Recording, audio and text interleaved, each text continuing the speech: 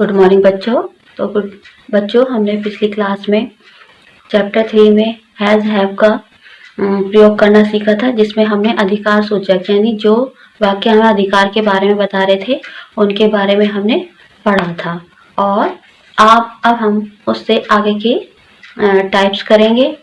तो पहले हम एक बार और फिर से रूल पढ़ लेते हैं। क्या है हैज हैव और हैड का जो प्रयोग करने का जो रूल्स है वो क्या है? सब्जेक्ट प्लस हैज या हैव प्लस नाउन, यानी प्रेजेंट टेंस में हम हैज और हैव का प्रयोग करेंगे। सिंगुलर सब्जेक्ट के साथ हैज का प्रयोग, प्लूरल सब्जेक्ट के साथ हैव का प्रयोग करेंगे। और आई और यू के साथ हमेशा हैव का प्रयोग होता है। या subject plus had plus noun, past tense में हैड का प्रयोग करेंगे। सब्जेक्ट सिंगुलर हो या प्लूरल हो, दोनों में ही हम हैड का प्रयोग करेंगे।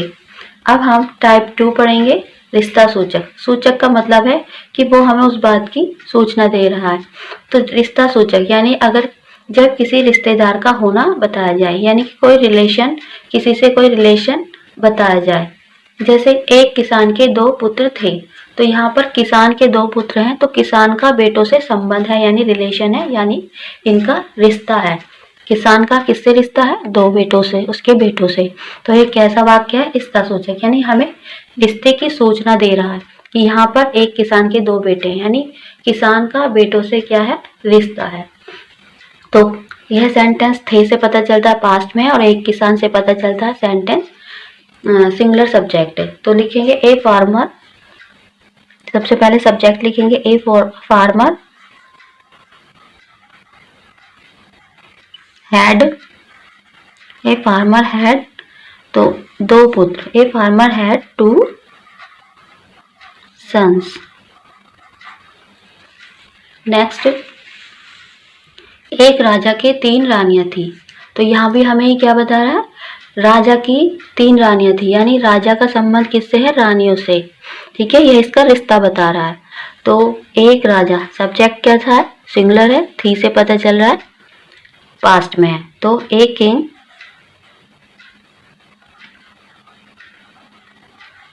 Had 3 queens, 3 queens.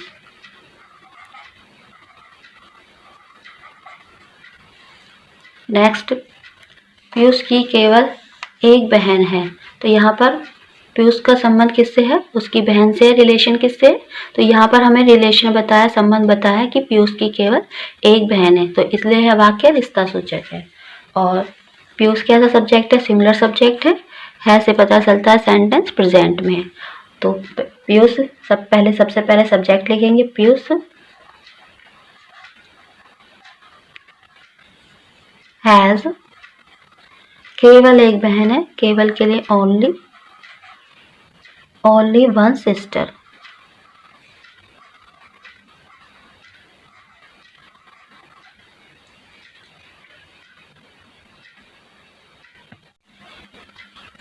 नेक्स्ट है मेरी एक होनहार बेटी है, यानी कि इसमें पता चल रहा है कि किसी की एक होनहार बेटी है। मान लो मेरी ही एक होनहार बेटी है, तो मेरा संबंध मेरी बेटी से है, रिलेशन है। तो मेरी सब्जेक्ट जो है सिंगुलर सब्जेक्ट है, तो ऐसे पता चलता है सेंटेंस प्रेजेंट में। तो आई के साथ तो हमेशा हैव आता। आई हैव ए प्रोमिसिंग, होनहार को बोलेंगे प्रोमिसिंग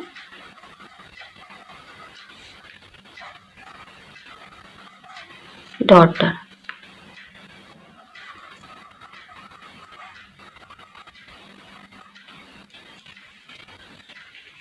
नेक्स्ट, अब हम पढ़ेंगे बीमार सूचक, यानी जब किसी बीमारी का होना बताया जाए, यानी जब किसी वाक्य में बीमारी का होना बताया जाता है, तब भी हम हैज, हैव और हैड का प्रयोग करेंगे। जैसे फर्स्ट सेंटेंस है रीता को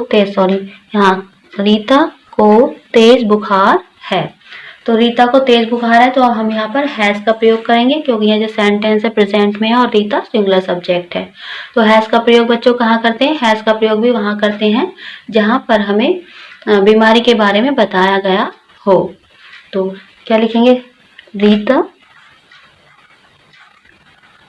रीता सिंगुलर सब्जेक्ट है, तो इसलिए हैज आएगा। रीता हैज तेज तेज बुखार, तेज को लिखेंगे हाई फीवर।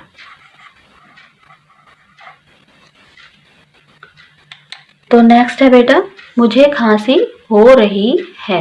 तो मुझे खांसी हो रही है यानी कि मुझे हो रही है, तो इसलिए यहाँ पर क्या आएगा, हैज, हैव या हैड का प्रयोग। लेकिन सेंटेंस क्या है में है, यानी कि किस क्या पता चल रहा है, सेंटेंस प्रेजेंट में है।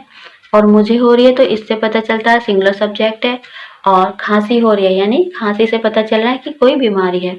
तो क्या लिखेंगे, आई हैव, खांसी हो रही है तो खांसी को क्या लिखते हैं, cough, COU, I have cough. Next है, रितु की माँ को कैंसर है। तो यहाँ पर रितु जो है सिंगुलर सब्जेक्ट है और है से पता चलता है सेंटेंस प्रेजेंट में, और कैंसर से पता चलता है यहाँ पर बीमारी का। तो जब बीमारी के बारे में पता चलता है किसी की, तो वहां भी हम हैज, हैव या हैड का प्रयोग करेंगे। तो रितु की माँ को, तो सबसे पहले लिखेंगे रितुस मदर,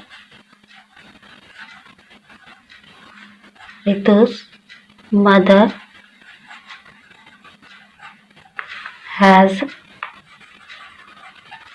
कैंसर।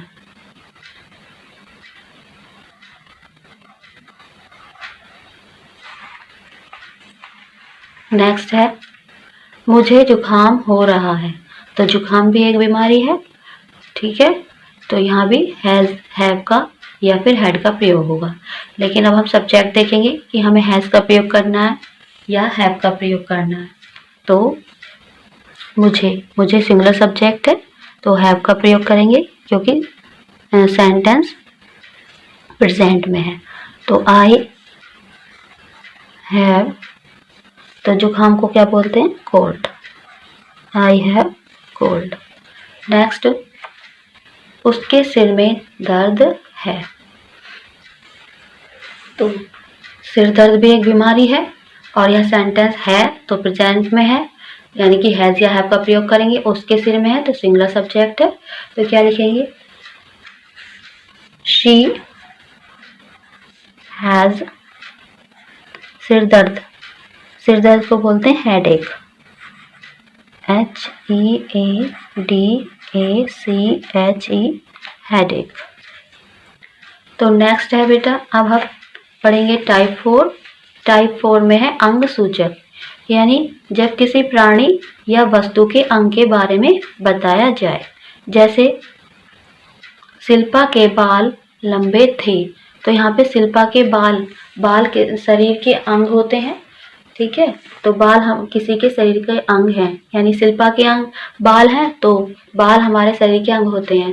तो यहाँ भी हम किसका प्रयोग करेंगे, हैज या हैव का। वो हम सेंटेंस के अकॉर्डिंग करेंगे, हैव का प्रयोग करना है, हैज का प्रयोग करना है या हैड का प्रयोग करना है। तो सबसे पहले देखो, शिल्पा क्या है, सिंगुलर सब्जेक्ट है और थे, तो यहाँ पर ये सेंटेंस पास्ट में है तो हैड का प्रयोग करेंगे। और ठीक है, तो पास्ट में तो चाहे सिंगुलर सब्जेक्ट हो या प्लूरल सब्जेक्ट हो, दोनों में हैड का प्रयोग करते हैं। तो सबसे पहले यहाँ लिखेंगे शिल्पा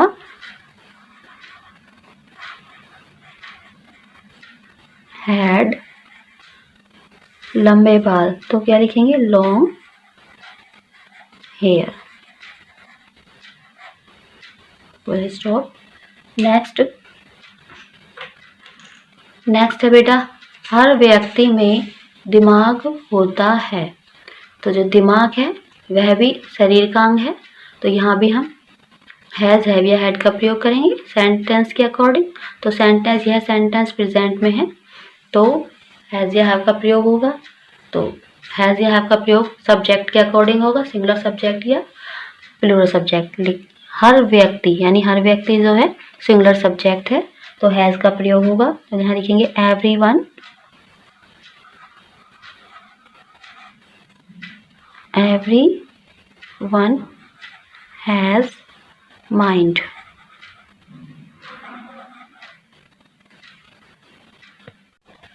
नेक्स्ट है बेटा, कुत्ते की एक पूंछ होती है। तो पूंछ है वो कुत्ते का शरीर का अंग है, तो यहाँ भी हम हैज, हैव या हैड का प्रयोग करेंगे सेंटेंस के अकॉर्डिंग। तो सेंटेंस हमारा प्रेजेंट में है और सब्जेक्ट हमारा सिंगुलर है, तो यहाँ पर हैज़ का प्रयोग होगा। तो लिखेंगे सब्जेक्ट क्या है, द डॉग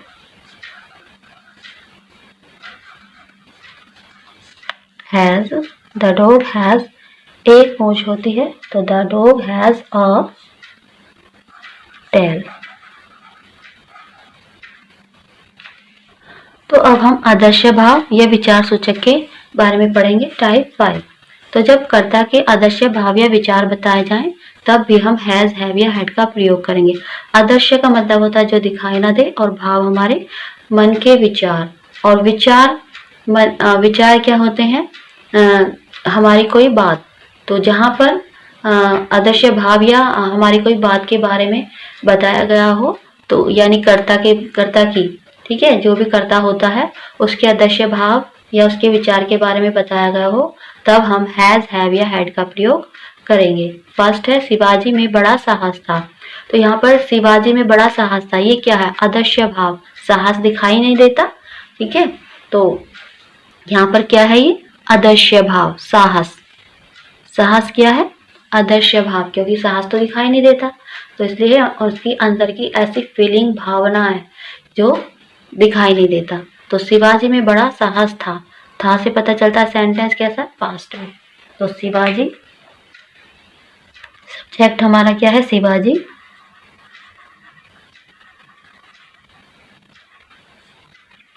हैड, बड़ा साहस था, तो क्या लिखेंगे, मच करेज।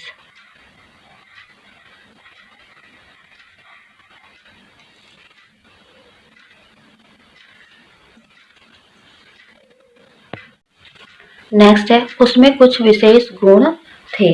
तो उसमें कुछ विशेष गुण थे, अब गुण तो दिखाई नहीं देते हैं, तो ये कैसे हैं, आदर्श भाव है।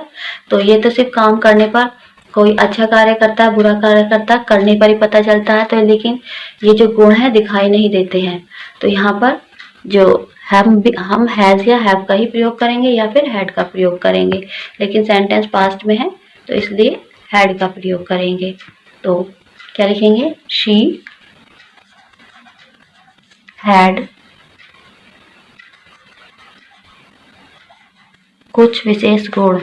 तो सी हैड सम, कुछ के लिए लिखेंगे सम, और विशेष स्पेशल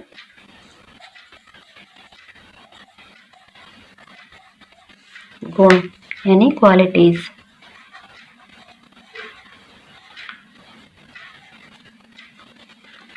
नेक्स्ट है लैंचो को ईश्वर में पूरी आस्था थी। तो लैंचो, यह लैंचो के आदर्श भावना है जो दिखाई नहीं देती है, हमें तो दिखाई नहीं देगी, ठीक है, किसी को भी नहीं दिखाई देगी। तो यहाँ कैसी है ये, आदर्श भावना। तो लिखेंगे लैंचो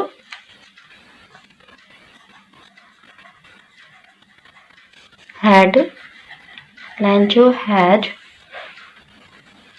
पूरी आस्था थी। तो पूरी के लिए लिखेंगे फुल, आस्था होती है फेथ यानी विश्वास, फुल फेथ किसमें थी, ईश्वर में, तो इन गॉड।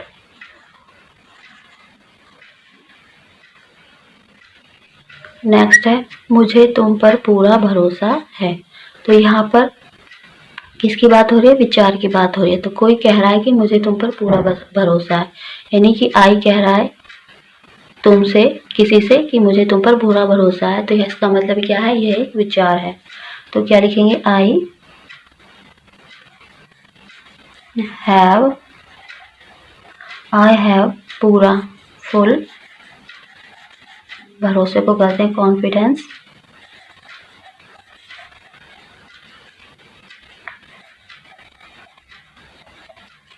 और किस पर है, तुम पर है, तो अपॉन यू।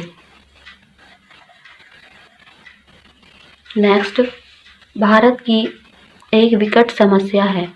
तो विकट समस्या, एक विकट समस्या है, तो ये विचार हो रहा है, यानी कोई भारत की एक विकट समस्या है, तो यानी किसी समस्या पर विचार हो रहा है, यानी ये एक विचार है, किसी का भी, किसी पर्सन का हो सकता है, किसी का भी हो सकता है एक विचार, ठीक है। तो भारत की एक विकट समस्या है। तो इंडिया हैज़ ए विकट यानी कि ग्रेट बहुत बड़ी, और प्रॉब्लम समस्या को लिखेंगे प्रॉब्लम।